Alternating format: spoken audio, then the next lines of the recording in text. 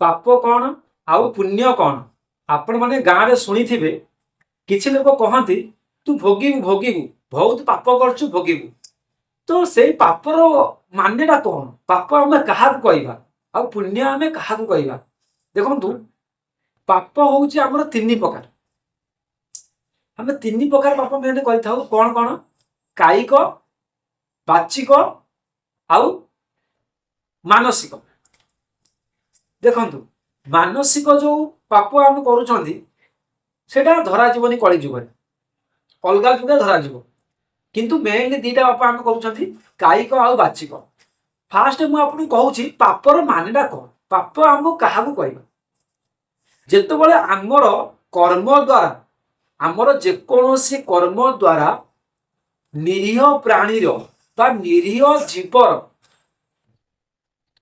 जीवन नष्ट हो बा आमर कौन कर्म द्वारा निरीह प्राणीटे कष्ट पाउछ आमर एमती गोटे कर्म द्वारा निरीह जीवटी दुख पाउछ से मनीष हो कीटपतंग हो कि पशुपक्षी हो जी भी हो जदि आमर एमती कर्म द्वारा से माने कष्ट पाउछंती एटा हेउछि आमर पाप और जदि एटा होछि आमर कोन कायिक पाप कर्म द्वारा पाप आउ गोटे होछि कोन बाचिक पाप जो माने मुखरे जो गाली दउछन जहा को खराब कथा कहउछंती जहा द्वारा आमर बाणी द्वारा अन्य को कष्ट पहुंचुछि से मध्य होछि पाप सेटा होछि कोन बाचिक पाप तो एमती भाव में पाप कर आउ किसी पाप थाए अजाणत हो जाए ये सब तो जानत पाप आम जानी शुणी पाप कर भयंकर दंड आमको मिल किंतु आउ गोटे पाप थाए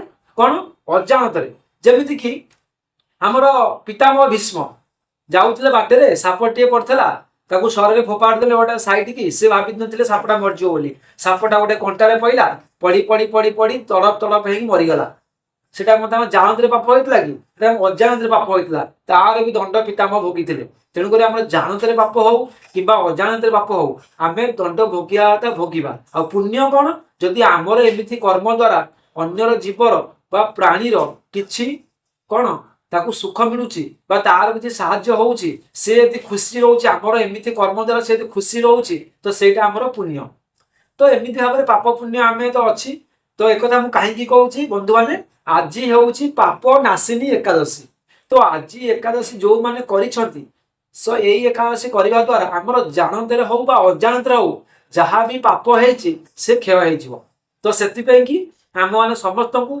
एकादशी करने निहाती आवश्यक एकादशी करने द्वारा आमर पाप क्षय हम आ भगवान पाखे आमर भक्ति मन लगे भक्ति रहिबो तो आज हूँ पाप नाशिनी एकादशी आज एकादशी समस्त करने निहाती आवश्यक जदि करना नेक्स्ट वर्ष नेक्स्ट जो एकादशी आसो निश्चित भाव में करूँ तो नमस्कार जय जगन्नाथ शुभ सकाल समस्त को बर्तमान मुझे गीता केन्द्र आपन सहित पहुंची जाइए बर्तमान मो सहित अच्छी 41 नंबर श्लोक आज मुझे 41 नंबर श्लोक शुणेबी देखा आज 41 नंबर श्लोक कौन सब अच्छी पढ़ा ता पूर्व मु गुरुदेव को वंदना करदेवी गुरु ब्रह्मा गुरु विष्णु गुरुदेव महेश्वर गुरु साक्षात परम ब्रह्म तस्मै श्री गुरवे नमः आज्ञा आज जो आमर अच्छी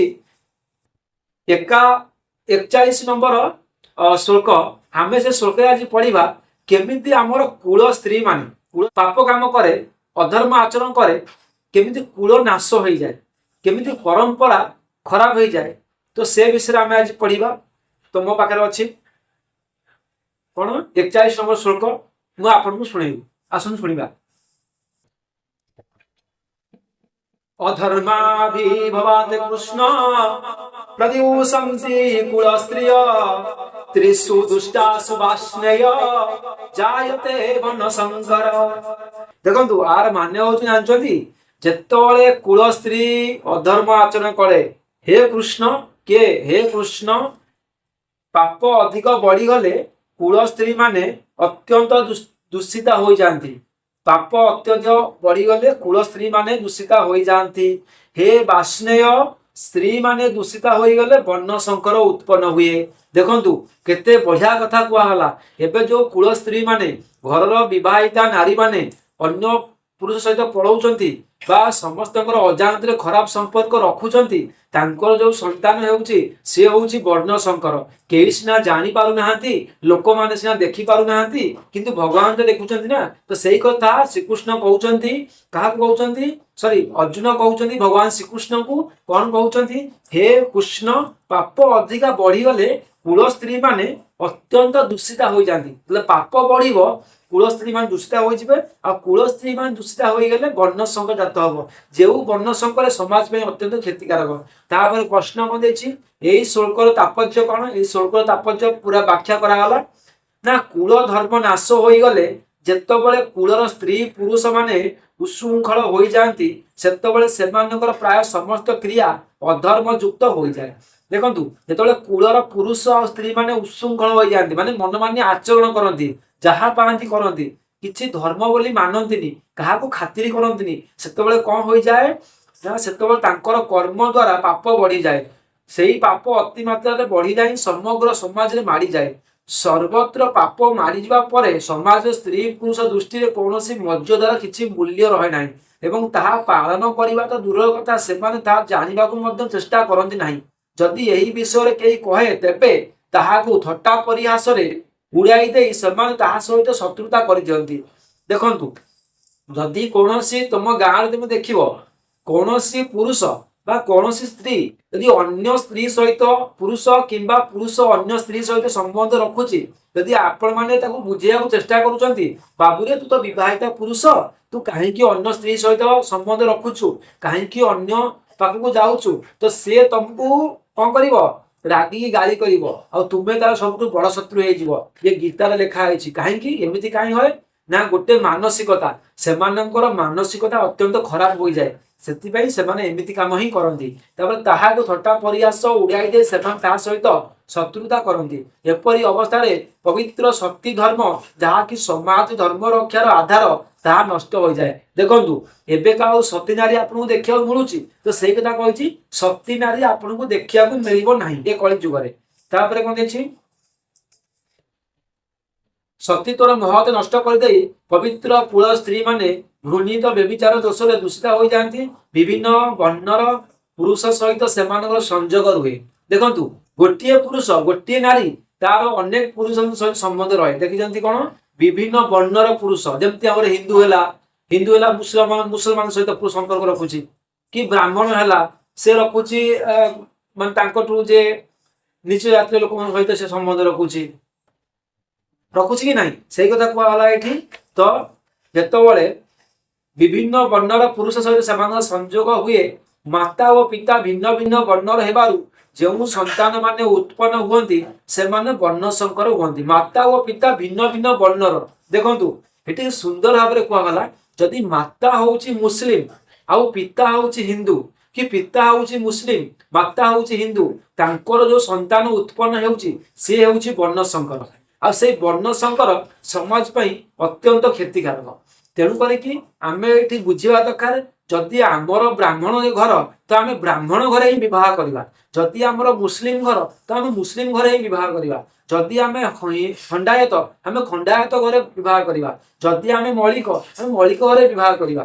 ଭଗବାନ ଜାତି ପ୍ରଥା ଯୋଉ ରଖିଛନ୍ତି ଏତେ ଏମିତି ଭାବିକି ରଖି ନାହାନ୍ତି, ସେ ସିଆଡୁ ମଣିଷ ମାନଙ୍କର ଗୋଟେ ସନ୍ତୁଳନ ରକ୍ଷା କରିବା ପାଇଁ କି ଜାତି ପ୍ରଥାର ବ୍ୟବହାର କରିଛନ୍ତି। ତେଣୁ କରିକି ଆମର ଯୋଉ ଜାତି ଆମେ ସେଇ ଜାତିରେ ବିବାହ କରିବା ଉଚିତ।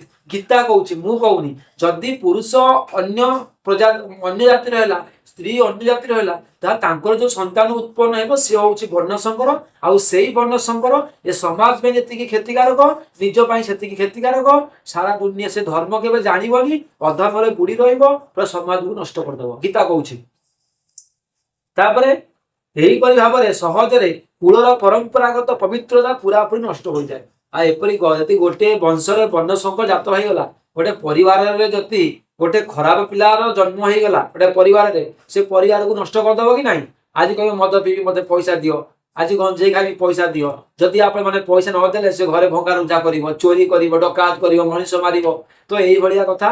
ବର୍ଣ୍ଣ ଶଙ୍କର ସବୁବେଳେ ସମସ୍ତଙ୍କ ପାଇଁ କ୍ଷତିକାରକ, ସେ ପୁରା ସମାଜକୁ ନଷ୍ଟ କରିଦିଏ। ଏଇଟା ଆପଣ ମାନେ ଧ୍ୟାନ ଦେବେ, ମୁଁ କହୁନି ଆଜ୍ଞା, ଗୀତାରେ କହୁଛି। ତାପରେ କଣ ହେଇଛି? ସମ୍ବନ୍ଧ ହଉଛି ବର୍ଣ୍ଣ ଶଙ୍କର ସନ୍ତାନ ଉତ୍ପନ୍ନ ହେଲେ कि प्रकार क्षति हुए अर्जुन वर्तमान ता कहउछंती। देखंतु आमे काली की 42 नंबर श्लोक रे पढ़िबा वर्ण संकर उत्पन्न हेले कि प्रकार क्षति हुए। काली के आमे पढ़िबा अर्जुन कहउछंती यदि वर्ण संकर जात हुए कि प्रकार क्षति हुए आमे काली सुनिबा। गीता हमर बहुत बढ़िया जिंस हम बहुत भलो उपदेश दउछि। आज पई मु आपन पाखरु विदाय नउछि। मते वर्तमान समय इशारा दिलानी रहिले आज्ञा। हर हर महादेव। जय श्री कृष्ण जय श्री कृष्ण। पुन देखाबा काली की 42 नंबर श्लोक सहित।